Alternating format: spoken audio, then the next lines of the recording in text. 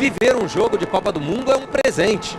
Quem chegou mais cedo foi recompensado por uma cerimônia de abertura com a cara deste país. Simplicidade, cor e alegria passaram a mensagem. Mr. Nelson Mandela. O mundo é bem-vindo. Só para vocês terem uma ideia do que foi essa festa, dá uma olhada no tamanho da multidão.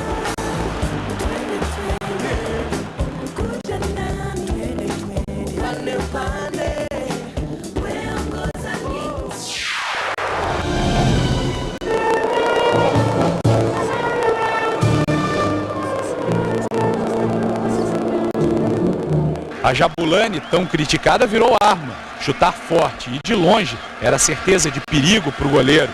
Então o Maicon tentou. Mas não era a seleção que os brasileiros queriam. Não podia ter empate logo na estreia e logo contra a seleção mais fraca do grupo. Era preciso uma surpresa. Então Elano viu um avião passando. Era Maicon. A Jabulani pegou o efeito que ele queria e, sem ângulo, nos trouxe o alívio e a alegria. Lágrimas também combinam com festa.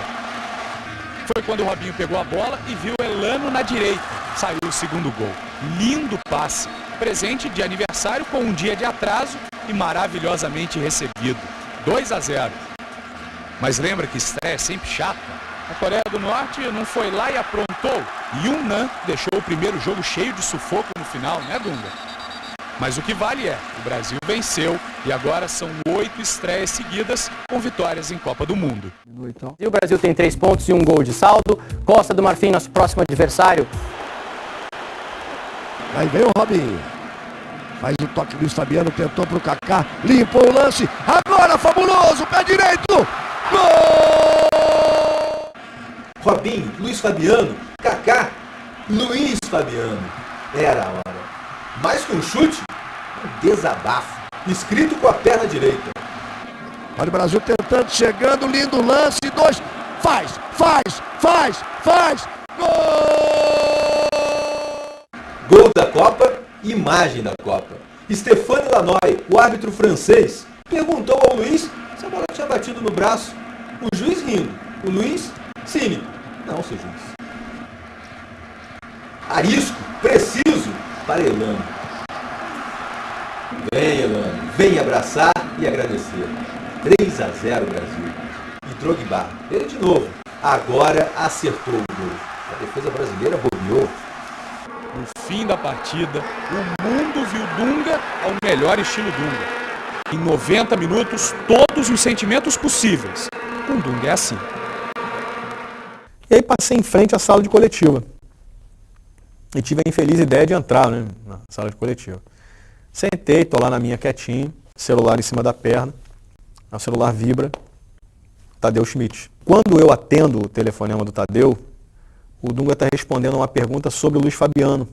E aí ele começou a resposta dizendo, se fosse por vocês, ele nem jogaria. E aí quando ele diz isso, eu estou aqui com o Tadeu no telefone, eu faço assim, ó. Quem diz, pô, quem quer barrar o Luiz Fabiano? E respondo aqui o Tadeu e sigo a conversa. Eu desligo o telefone e escuto. Estou aqui travando o telefone e escuto ele falando. Algum problema?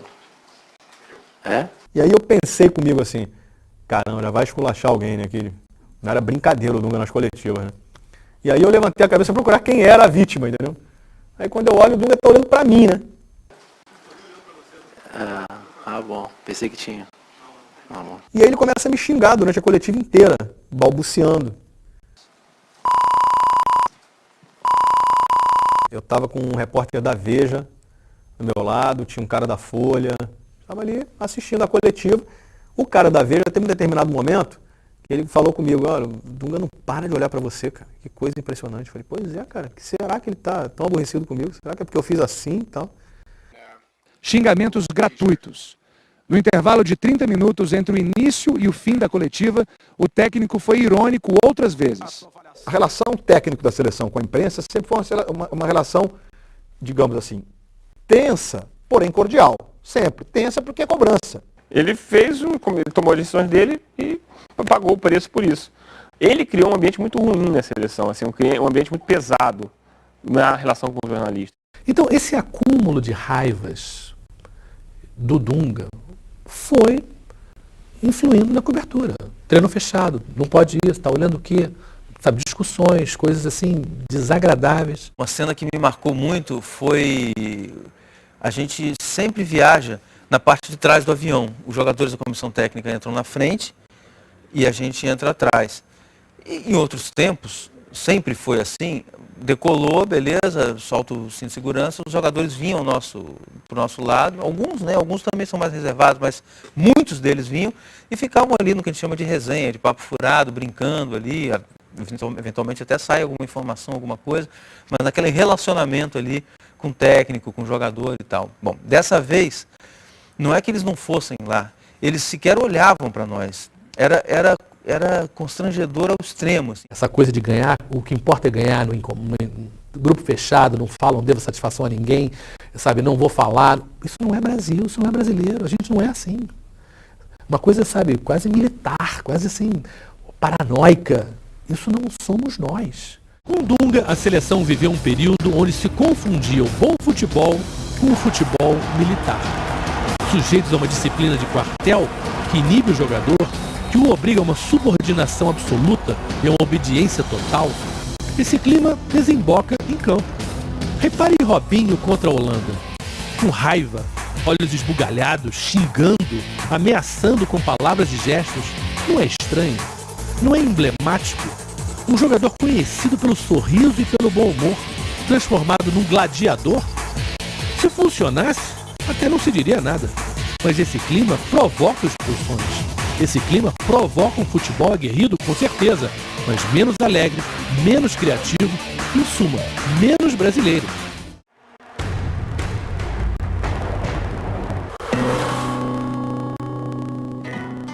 Aos 10 do primeiro tempo, num lampejo de glória, Felipe Melo tinha enterrado os críticos. Símbolo da era Dunga, o volante parecia ter incorporado algum espírito futebolístico superior para acertar um passe que era pura arte. Viveu 45 minutos de felicidade. Achou que ia papar o adversário.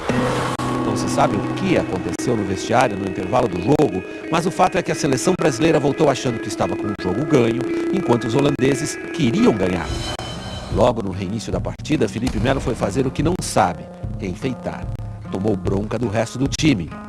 Os holandeses continuaram fazendo a mesma coisa, do mesmo jeito, até que o então apagado Sneijder lançou uma bola alta para dentro da área.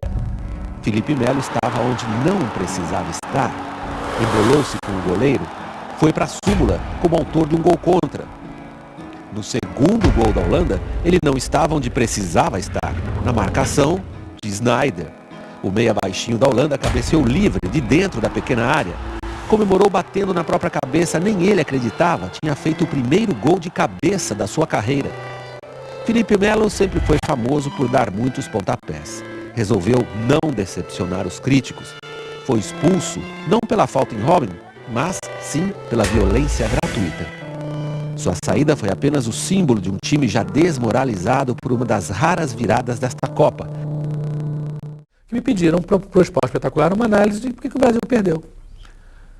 E aí eu falei, eram várias coisas, mas eu falei que o Kaká estava mal há muito tempo e todo mundo sabia disso.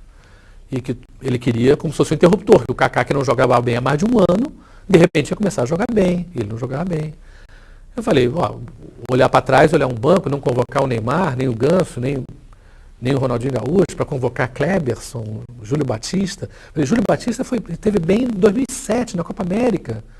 Futebol é momento, o torcedor diz. É claro que é momento. Senão você convocava o Pelé, você convocava o Zico.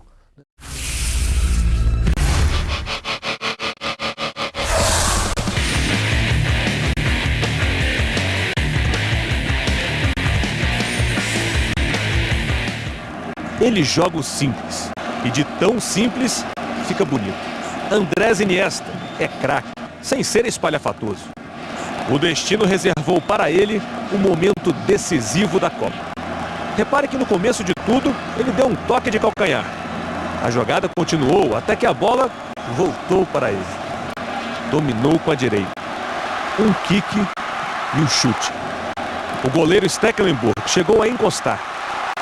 A bola levava junto com ela 80 anos de espera em Copas. A agonia de um país apaixonado por futebol terminava.